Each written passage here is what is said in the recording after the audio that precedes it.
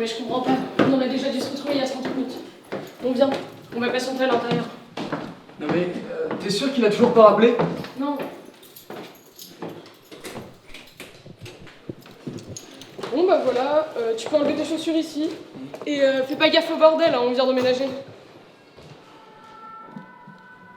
Et t'es sûr que ça dérange pas que je vienne comme ça dans ton appart? Quoi?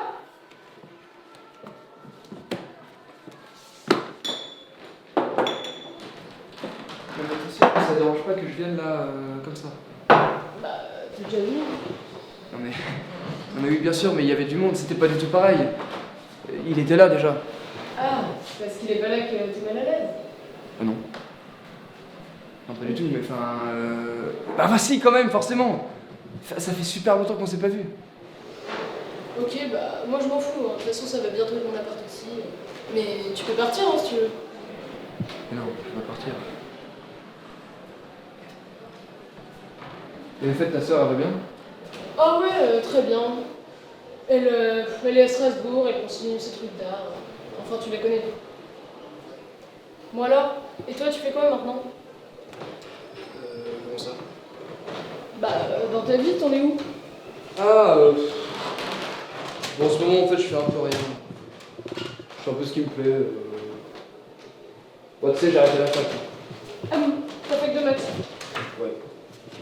C'est pas que j'aime plus les maths, hein, au contraire, mais... D'ailleurs, j'ai même eu mon école d'ingé. Mais je vais pas la faire. Non, bah...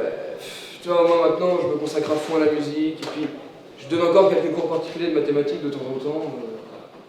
Tu sais, je me fais un peu de fric, quoi. Donc là, c'est quoi? Tu passes d'un extrême à l'autre? Remarque, t'étais toujours en transition entre les deux, les maths, la musique, les maths, tes deux passions. De toute façon, pour moi, c'est incompatible, hein. C'est l'opposé. Non, non, moi je suis pas d'accord. Je trouve qu'il y a rien d'étonnant à cette corrélation, justement. Je suis persuadé que tous les grands compositeurs étaient à leur manière de grands mathématiciens. Tu sais, une partition, au final, n'est rien de plus qu'un agencement plus ou moins particulier de différentes fonctions variables ou constantes. Note après note, la musique défile. Vous avez fait la fête hier? Hein? Hier, vous avez fait la fête? Il y a des cendriers, il y a des stalagmites de bière partout, ça se voit, non? Tiens, si tu veux te rendre utile, donne-moi les bouteilles. La qualité de ta partition dépendra de la fonction que tu leur as inculquée, en fait. Je pense à certains compositeurs comme Bach qui affirmaient ouvertement leurs intentions d'écrire des partitions extrêmement méticuleuses et qui suivaient une logique très précise.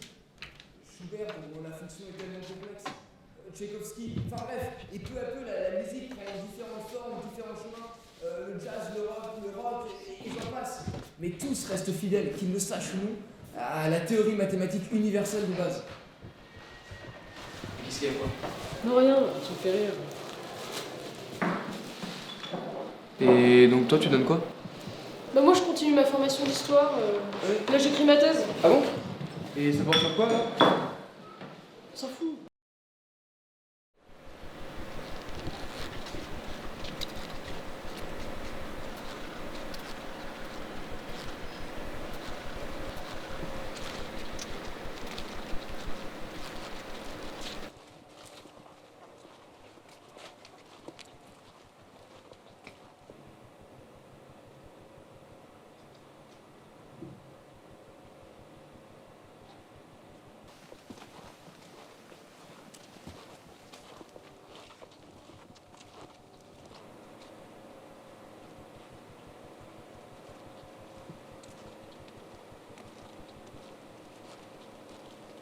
Ouais, allô, c'est moi. Je voulais t'appeler par rapport à tout à l'heure parce que je trouve ça vraiment trop con qu'on soit embrouillé pour rien.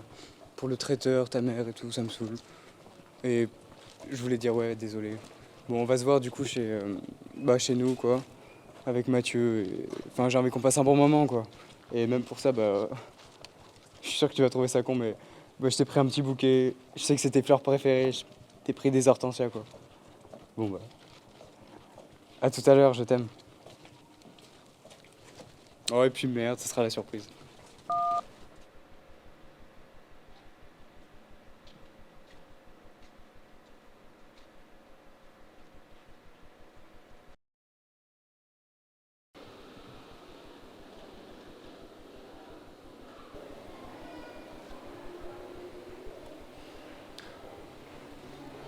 Mais arrête de faire semblant un peu. Essaie de me comprendre. Tu fais comme si tout était parfaitement normal. Ça fait 6 mois qu'on s'est pas vu, d'accord? On se voyait tout le temps avant. Tu me réponds même plus au téléphone. Moi j'en ai marre, d'accord? Assez de jouer un rôle là. Toujours le même rôle. Depuis tout à l'heure on se voit là et on ne cesse de se poser les mêmes questions débiles. Revisiter. Ça vous avance à rien, d'accord? Qu'est-ce qu'on a eu alors? Les études. Le temps qu'il fait, qu'est-ce qu'on aura après la déco? Mais c'est quoi tout ça là? Qu'est-ce que tu cherches? Hein? C'est pour cocher le case? C'est bon, je m'intéresse à l'autre? Mais c'est plat, tout ça, c'est sans fond, y a rien. Depuis le début là, malgré les mots, on ne se voit pas.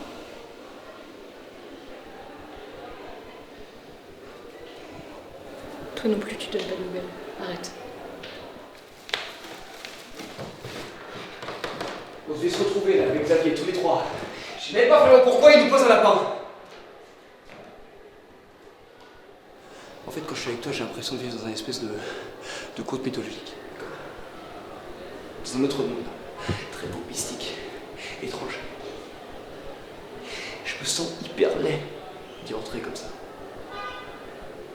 En fait, je suis comme un satyre.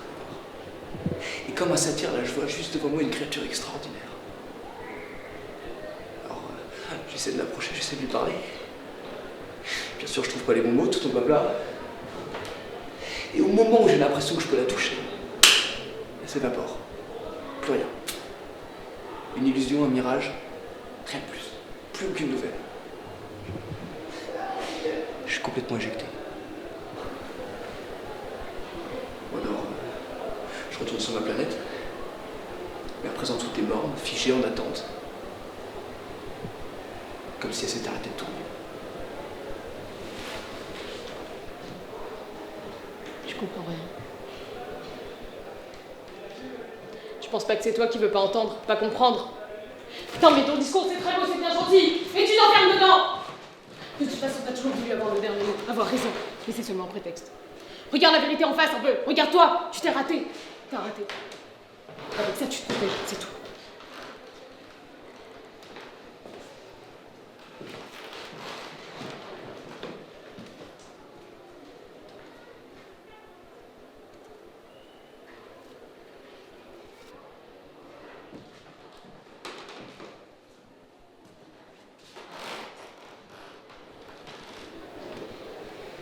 Par contre, tu penses vraiment que je suis extraordinaire? Ce que t'as dit tout à l'heure. Oui, t'es extraordinaire.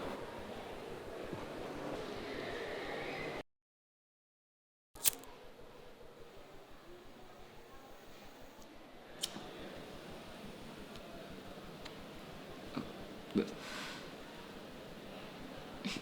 Tu me balances un truc. Merde. Et tu fumes beaucoup quand même. Ouais, c'est sûr. Mais fumer, tu vois. Je pense qu'il y a quand même rien de plus classe que de fumer une clope. Non? Des lunettes de soleil. Ouais, c'est vrai que ça rivalise. Mais comment les lunettes? Noir, fumé. Insondable. Mais moi, de toute façon, sans la cigarette, je deviendrais complètement folle.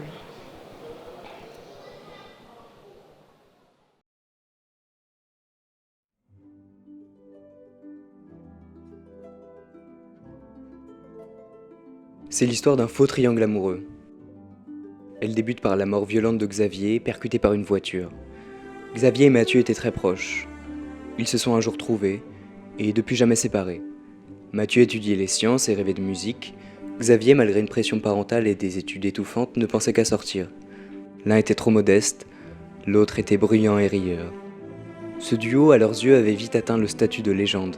Selon eux, après Cassidy et le Kid, Belmondo et Delon, Scorsese et De Niro, David et Jonathan, le monde accueillait maintenant Xavier et Mathieu.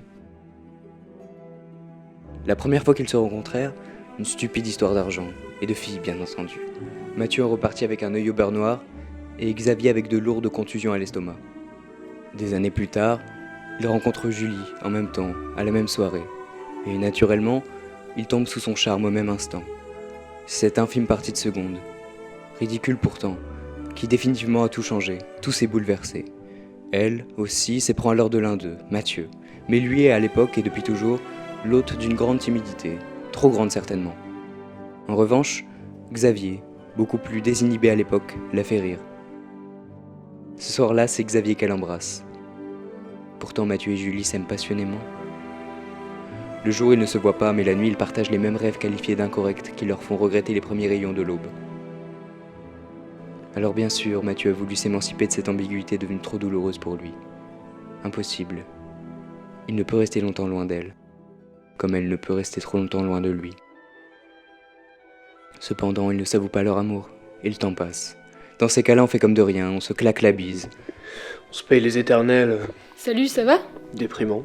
Ou encore les Quoi de neuf alors? pathétiques. Et tout naturellement, les interactions les plus significatives se produisent par le regard.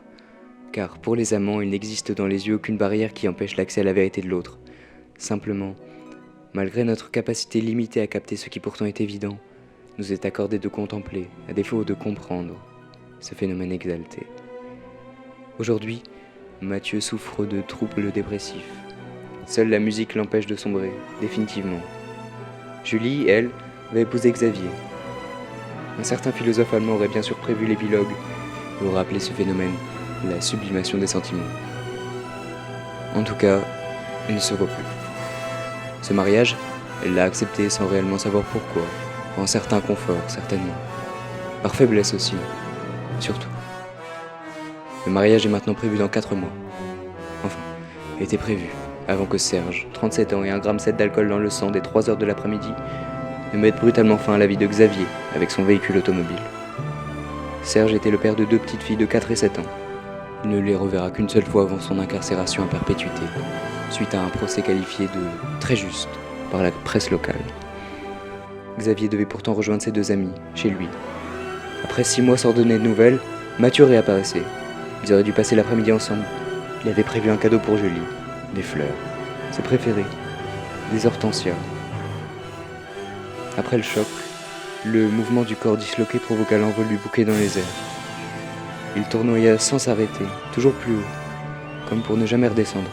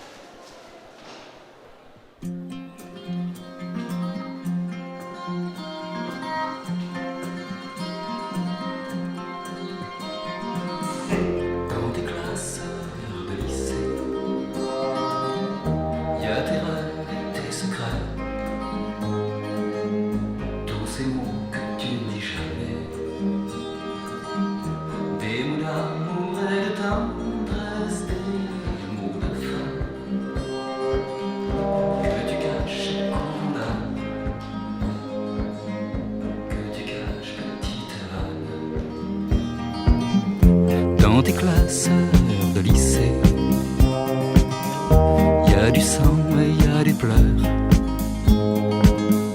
des premières blessures de ton cœur,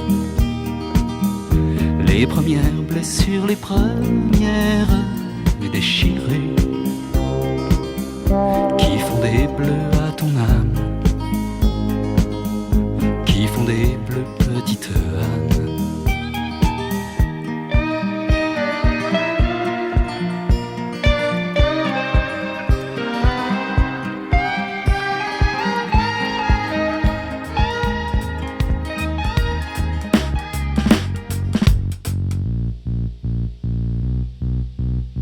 Tu es parti comme t'es venu, mes sanglots t'ont pas retenu.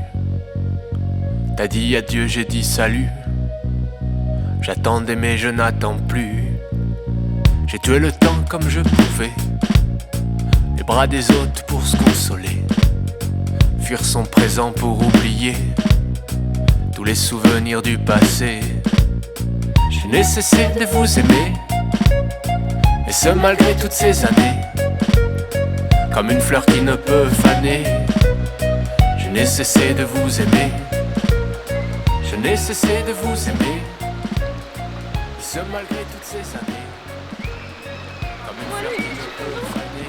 On va bouger avec les gars, on va partir en ville là. Tu sais, je connais une histoire qui dit qu'au paradis on pourrait attendre quelque chose pendant 1000 ans. On a l'impression de l'attendre 5 minutes en fait. T'attends quelque chose toi? On attend tous quelque chose, je pense.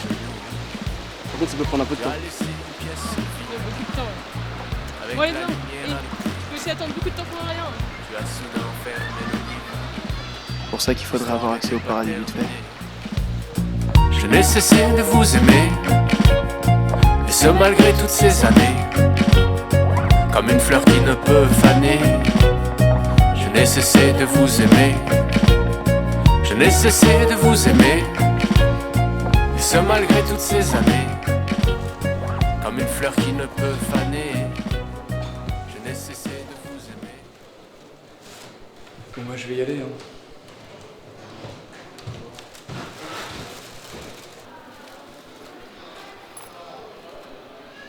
Ça commence vraiment à m'inquiéter cette histoire. Il répond toujours pas à son tel. Non mais je pense, ne t'inquiète pas trop, hein, parce que le connaissant, il a dû avoir quelques trucs importants à faire et... Non, mais en tous les cas, je vais passer à son appart et puis on verra bien, ok? Ok.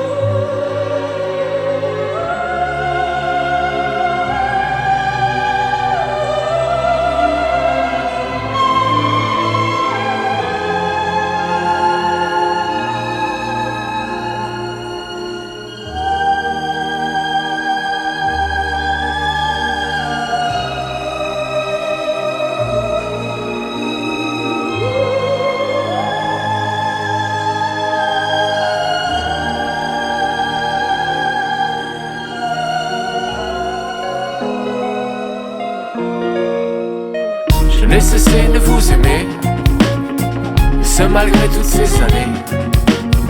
Comme une fleur qui ne peut faner, je n'ai cessé de vous aimer. Je n'ai cessé de vous aimer. Et si malgré toutes ces années, je suis devenu un étranger, je n'ai cessé de vous aimer.